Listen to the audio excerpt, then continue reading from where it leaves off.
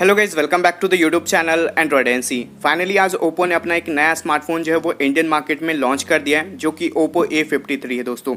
तो आज के इस वीडियो में आप लोग को बताने वाला हूँ ओप्पो A53 के स्पेसिफिकेशन और इसके प्राइस के बारे में।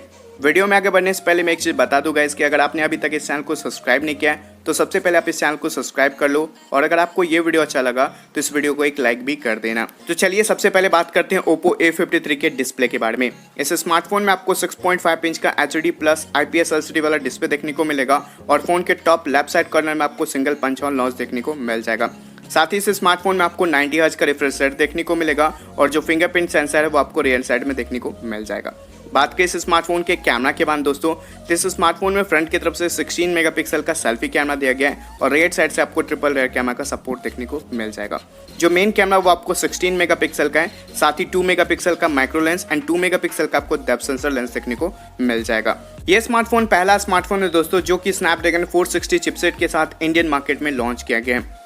Oppo A53 में आपको दो वेरिएंट देखने को मिलेगा, 4GB RAM and 6GB RAM. यहाँ पे आपको LPDDR4X रैम देखने को मिलेगा, साथ ही यहाँ पे आपको 64GB एंड 128GB वाला इंटरनल देखने को मिल जाएगा। अब बात करते हैं Oppo A53 के बैटरी के बारे में। इस स्मार्टफोन में आपको 5000 mAh का बैटरी दिया गया, और साथ ही यहाँ पे आपको 18 वाट का फास्ट चार्जिंग का सपोर्ट देखने को मिल जाएगा। अब बात करते हैं इस स्मार्टफोन के प्राइस के बारे में दोस्तों। तो 4GB रैम एंड 64GB वाला जो इंटरनल स्टोरेज है, इसका प्राइस आपको 12,999 पड़ेगा।